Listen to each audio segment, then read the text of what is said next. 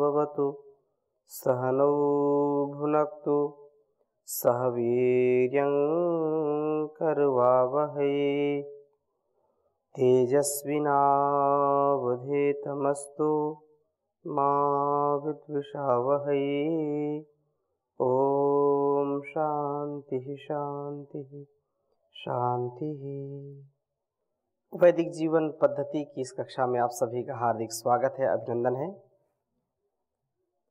निरंतरता के साथ हम ऋग्वेद के 5वें मंडल के सूक्तों का स्वाध्याय कर रहे हैं।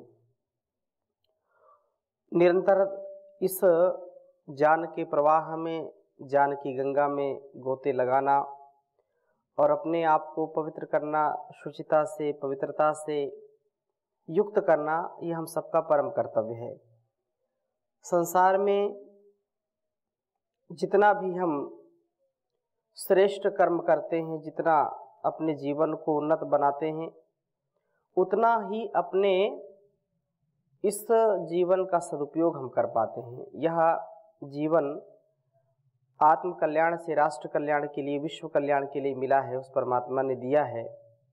तो इसको हम निरर्थक न जाने दें, ऐसा हम हर पल हर क्षण विचार करें और ऐसा विचार करके उसको शिरोधार्य करें, अर्थात मनसा वाचा कर्मणा, वैसा हम व्यवहार करें, वैसे आचरण से युक्त हों, ज्ञान की साधना करें, प्रभु की प्राप्ति को अपना लक्ष्य बनाएं, क्योंकि बिना लक्ष्य बनाए हम आगे बढ़ते नहीं हैं। कोई यात्रा यदि हमको पूरी करनी है तो हम लक्ष्य बनाते हैं कि यहाँ से लेकर के यहाँ तक हमको जाना है। तो ऐसे ही इस जीवन को जीने के लिए भी हम लक्ष्य बनाएं, कहाँ से कहाँ तक का लक्ष्य है। इस जीवन का जो उद्देश्य है वो क्या है? ज्ञान प्राप्ति से उस प्रभु की प्राप्ति, मुक्ति की प्राप्ति हमारा परम उद्देश्य होना चाहिए, परम ध्येय होना चाहिए। प्रभु की प्राप्ति के लिए ज्ञान की साधना हम करें। तो ऋग्वेद के 5वें मंडल के 4थे सूक्त का स्वाध्याय हम कर चुके थे। आज हम 5वें सूक्त का स्वाध्याय करेंगे और 5वें सूक्त में बहुत छोटे छोटे मंत्र हैं, लेकिन बहुत ही सुंदर वेद मंत्र हैं। प्रथम मंत्र ही जो नित्य हम यज्ञ में बोलते हैं, संध्या दान करते हैं, और ऐसे सुविचार से ज्ञान वृद्धि के लिए उस वेद मंत्र को आपके समक्ष में लिखता हूँ, फिर चर्चा करूँगा। ओम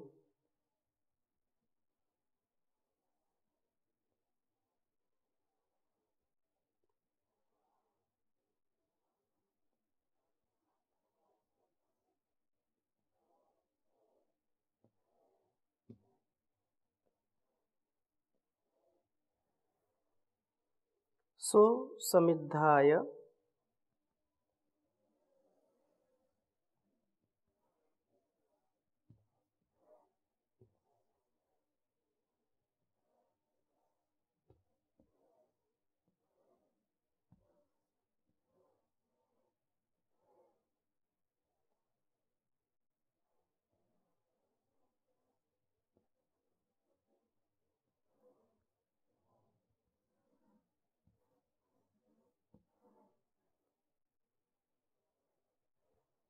शोचसे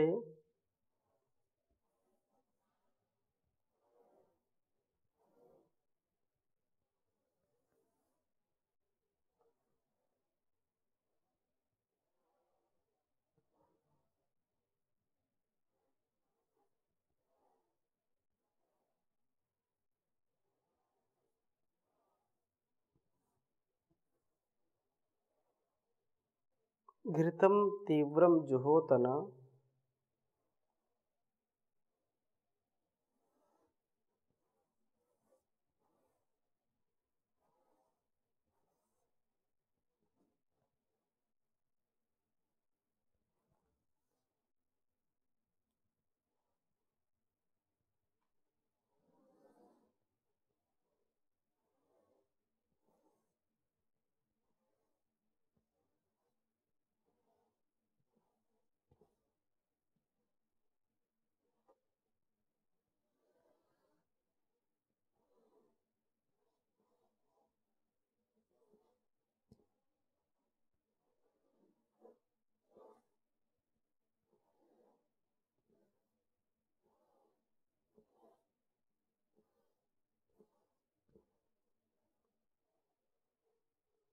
अग्नये जातवेदसे।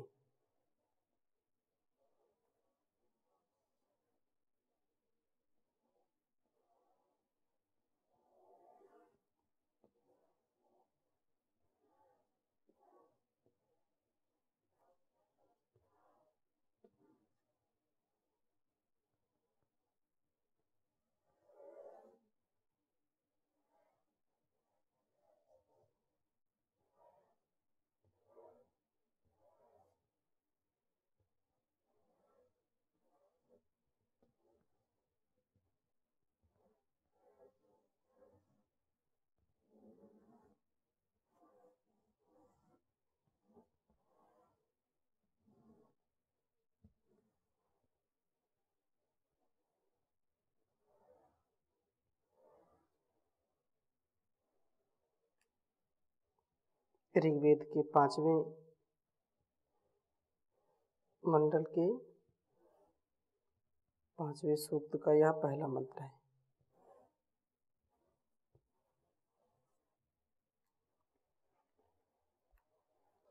ओम सुसमिद्धाय शोचिषे घृतं तीव्रं जुहोतन अग्नये जातवेदसे।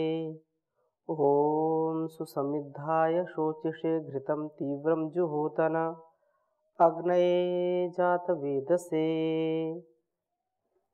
वेद मंत्र का भाव बहुत ही सुंदर है। सुसमिद्धाय अर्थात खूब दीप्त तेजस्वी, शोचिषे जान दीप्ति वाले, अग्नये गतिशील अग्रणी, वे जात वेद से जातम वेद यस्मात् अर्थात उत्पन्न धन वाले, सब धनों के दाता, उस प्रभु की प्राप्ति के लिए तीव्रम बड़ी प्रबल, घृतम जान दीप्ति को जुहोतन अपने में आहुत करो। प्रभु प्राप्ति का मार्ग यही है कि हम ज्ञान को बढ़ाएं। जितना जितना ज्ञान बढ़ेगा उतना उतना प्रभु की महिमा को हम प्रत्येक पदार्थ में देखेंगे। प्रभु के समीप होते हुए हम भी समिद्धा, हम भी ज्ञान दीप्ति वाले, प्रगतिशील व आवश्यक धनों का अर्जन करने वाले बनेंगे। वेद मंत्र का जो उद्देश्य है, जो उपदेश है, बिल्कुल स्पष्ट है कि हम अपने ज्ञान को बढ़ाएं और ज्ञान का आधान होने से हमारी समस्याओं का समाधान होगा। इस संसार की समस्याओं का भी समाधान होगा। जब तक व्यक्ति ज्ञान से युक्त नहीं होगा, विवेक वैराग्य से युक्त नहीं होगा, त्याग तपस्या से युक्त नहीं होगा, तब तक वह अपना भी कल्याण नहीं कर सकता है और इस संसार का कल्याण भी नहीं कर सकता है। इसलिए सर्वप्रथम यह हमको सुनिश्चित करना है कि हमारा ज्ञान परिपक्व हो, अर्थात हम अज्ञानता में, अविवेक में, अविद्या में अन्याय अधर्म न कर बैठें, हम अभाव में न रह जाएं। इस ज्ञान का जो प्रभाव है, उस ज्ञान के प्रभाव से हमारा स्वभाव दिव्य बन जाए और जब हम दिव्य भव्य जीवन जीते हैं तो निसंदेह हमारे अंदर एक असीम सामर्थ्य, असीम जो उत्साह है, उल्लास है, जो उमंग है, वह हम प्राप्त कर पाते हैं।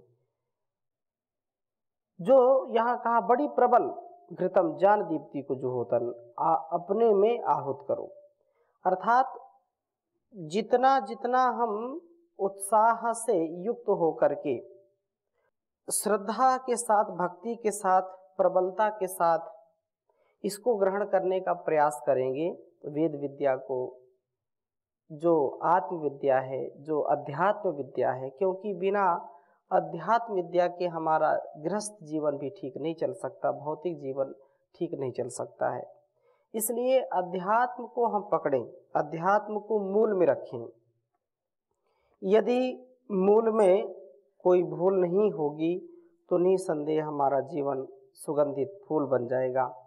हम स्वयं भी उत्साह में रहते हुए अपने सगे संबंधियों को, परिवार को, माता पिता को, पति पत्नी को, भाई बहन को, मित्र को, और जो भी गुरु शिष्य या राजा प्रजा जो भी हम जीवन में जीते हैं जिन संबंधों को, उन संबंधों में दरार नहीं आती है, टकरार नहीं होती है, दीवार नहीं खड़ी होती है।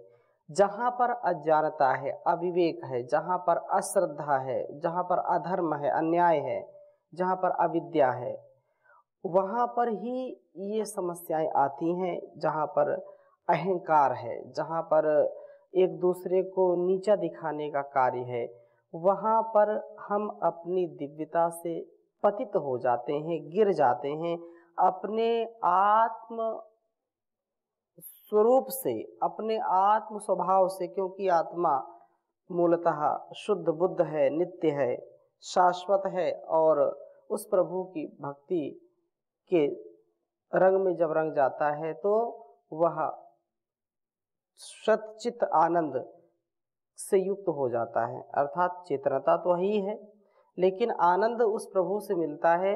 लेकिन वह आनंद कब मिलेगा? जब व्यक्ति का ज्ञान का स्तर बढ़ेगा और वह छोटी छोटी बातों में परेशान नहीं होगा, छोटी छोटी बातों में निराश हताश नहीं होगा। यद्यपि एक से बढ़कर के एक जो विद्वान होते हैं वे भी कभी कभी छोटी छोटी बातों में इतना क्रोध कर बैठते हैं, इतना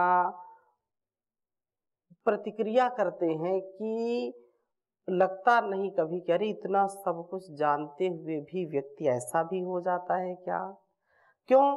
क्योंकि जन्म जन्मांतरों के जो संस्कार पड़े होते हैं, उन संस्कारों को दूर करना यह इतना सरल नहीं है, अत्यंत कठिन है। किसी व्यक्ति को चारों वेदों के मंत्र याद हैं और गीता, उपनिषद, दर्शन, व्याकरण, अलग अलग ग्रंथों को जिन्होंने पढ़ रखा है या सैकड़ों किताबों को निचोड़ रखा है, बहुत मेधा से संपन्न कोई प्रतिभा है, फिर भी वह जो जन्म जन्मांतरों का संस्कार है, जो कुविचार है, जो कुसंस्कार है, व्यक्ति को कुपथ से ले जाता है, पथभ्रष्ट कर देता है उसको।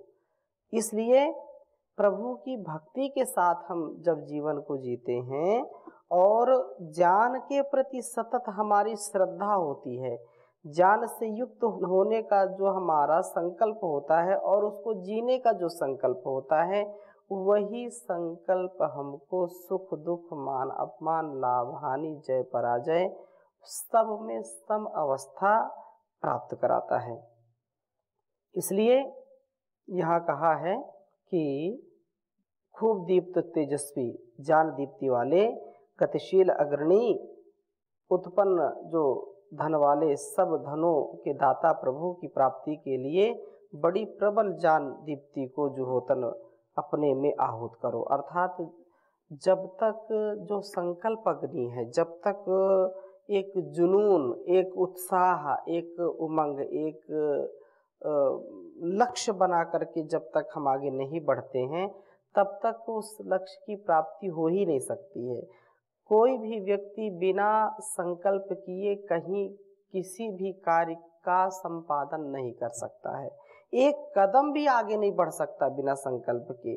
तो संकल्प अग्नि हमारे अंदर प्रबल हो, और जब हमारी संकल्प अग्नि, हमारा ध्येय, हमारा उद्देश्य, हमारा जो पवित्र मंगल कल्याणकारी जो प्रयास है, आत्म कल्याण से राष्ट्र कल्याण का, आत्मनोमोक्षार्थम जगत हिताय च की जो भावना है, उसको यदि हम सफल करना चाहते हैं तो इसके लिए हमारे अंदर प्रबल उत्साह होना चाहिए। हम जितना जितना उस प्रभु को प्राप्त करना चाहते हैं, उसके प्रति श्रद्धा रखते हैं, तो उतना ही उतना हमारे अंदर दिव्यता आती जाती है, उतना ही हमारा सामर्थ्य बढ़ता जाता है, और उस प्रभु की महिमा हम प्रत्येक पदार्थ में देख सकते हैं। छोटी से छोटी एंट से लेकर के एलिफेंट तक, तिल से लेकर के ताड़ तक, कण से लेकर के पहाड़ तक, जो कुछ भी है यह सब उस प्रभु का दिया हुआ है, कण कण में वही विद्यमान है। कण कण में जो रमा है, हर दिल में है समाया। कण कण में जो रमा है, हर दिल में है समाया। उसकी उपासना ही, उसकी उपासना ही कर्तव्य है बताया। कण कण में जो रमा है, हर दिल में है समाया। देखो ये तन के पुर्जे करते हैं काम कैसे, करते हैं काम कैसे। जोड़ों के बीच कोई कब्जा नहीं लगाया। कण कण में जो रमा है, हर दिल में है समाया।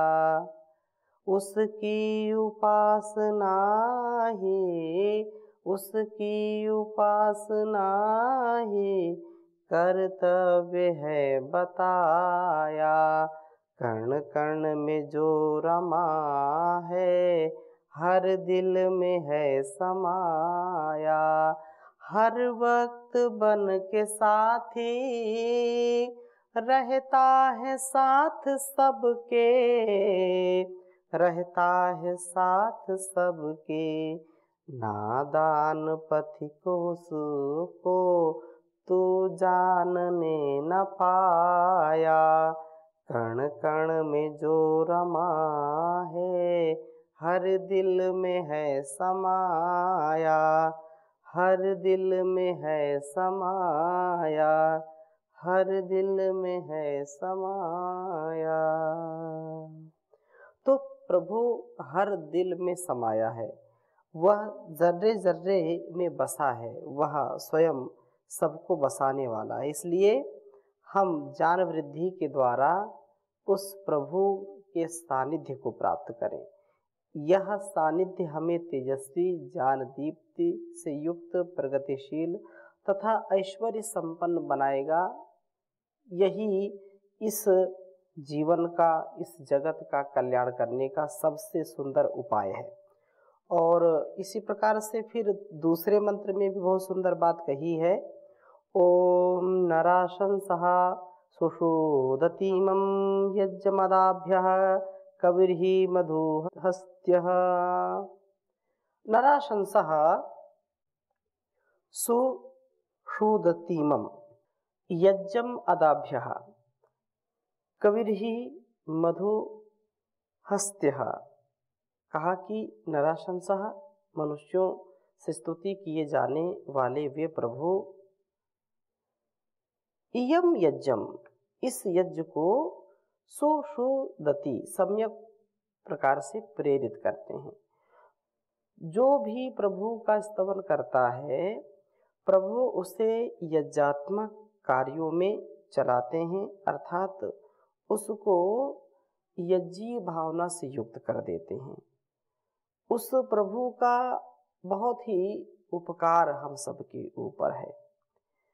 उसकी प्रेरणा से सारे सूरज, चांद, ये सब, चंद्रमा और ये धरती, ये अग्नि, वायु, जल, ये सब अपनी मर्यादा में रह करके इस सृष्टि का पोषण कर रहे हैं।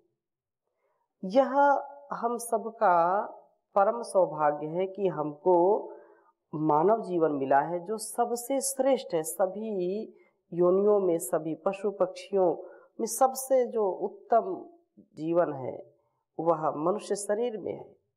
अन्य शरीर में तो भोग योनि है, लेकिन मनुष्य का जीवन भोग और कर्म दो प्रकार से इस जीवन को बनाया है। इस प्रकार हम वासनाओं से दूर रहें, यज्ञात्मक कार्यों में चलने वाले हो, ऐसी प्रेरणा वो प्रभु हमको देते हैं। यज्ञी जीवन हो, त्याग से परिपूर्ण जीवन हो, अपना अहंकार नहीं अपितु अपना परिष्कार, सेवा सत्कार में, परोपकार में वे प्रभु अदाभ्य वासनाओं एवं अन्य शत्रुओं से हिंसित होने वाले नहीं हैं। वे प्रभु स्वयं ही इस भौतिक संसार या जितना भी वैभव है ब्रह्मांड का, उससे लेश मात्र भी प्रभु का, उस परमात्मा का कोई भी लगाव नहीं, उनसे कोई आसक्ति नहीं, उन पदार्थों से, उन स्थानों से। और वे हमारे जीवन को भी ऐसा बनाने की प्रेरणा देते हैं। हम भी ऐसा जीवन बनाएं कि इस संसार की आसक्ति हमको छू न पाए। इस संसार की जो वासनाएं हैं, अविवेक पूर्ण वासनाएं, एक तो विवेक पूर्वक, ज्ञान पूर्वक, विद्या से युक्त कार्य, और एक ये है कि अज्ञानता में, अल्पज्ञता में, कि हम समझ नहीं पाते क्या करना क्या नहीं करना, कैसे रहना कैसे नहीं रहना, क्या खाना क्या नहीं खाना, किससे कैसे बातें करनी कैसे नहीं करनी, कब सोना कब जागना, कब क्या करना। ये एक बहुत बड़ा विज्ञान है और एक बहुत बड़ी चुनौती है। लोग कर नहीं पाते, संकल्प करते हैं कि इस समय उठेंगे, ऐसी बातें करेंगे, हम क्रोध नहीं करेंगे, लेकिन वो जब आलंबन मिलता है तो क्रोध भी होता है, आलंबन मिलता है तो आलस्य भी होता है, आलंबन मिलता है तो व्यक्ति चंचल भी होता है। आलंबन मिलते ही पूर्व जो संस्कार है उस वस्तु के प्रति या उस भोग के साथ जो जुड़ा हुआ है, वो व्यक्ति को धराशायी कर देता है, स्थिर नहीं रहने देता है। हम स्थिरता प्राप्त करें, मधुरता प्राप्त करें, इसलिए कहा निश्चय से ही कवि सर्वज्ञ है प्रभु आप मधुहस्त्यः, मधुरता से सब कार्यों को करने वाले हैं, हाथों में माधुर्य को लिए हुए हैं, मन में अदाभ्य, मस्तिष्क में जानी, और हाथों में मधु हस्ते हैं आप। उस प्रभु के हम प्रतिनिधि हैं, उसके प्रतिरूप हैं इस संसार में। तो हम उस प्रभु का स्तवन करते हैं, प्रभु हमारे जीवन को हर प्रकार से यज्ञी बनाते हैं। हम अदाभ्य कवि मधुहस्त्य बनते हैं, अर्थात मधुरता से युक्त। हमारे वाणी में, हमारे कर्मों में भी वह मधुरता जो सबको प्रकाशित करती है, सब में प्रसन्नता का आधान करती है। और यदि हम ही निराश हो जाएंगे, हताश हो जाएंगे, लक्ष्यहीन हो जाएंगे, पथभ्रष्ट हो जाएंगे, तो संसार का कल्याण कौन करेगा, अपने आप का परिष्कार कौन करेगा। अपने आप का जो जीवन है उस जीवन के लिए भी कुछ करने की आवश्यकता है। और जितना जितना हम इसमें अपना पुरुषार्थ करते हुए श्रेष्ठ बनने का प्रयास जो है, उसमें कितनी हम गति के साथ आगे बढ़ते हैं, यह हमको सुनिश्चित करना चाहिए। तो इस प्रकार से हम दिव्य भाव रखें तो प्रभु हमारी रक्षा अवश्य करेगा, और हम प्रभु का प्रियाचरण करते हुए जीवन को आगे बढ़ाएं। ओम शांति शांति शांति।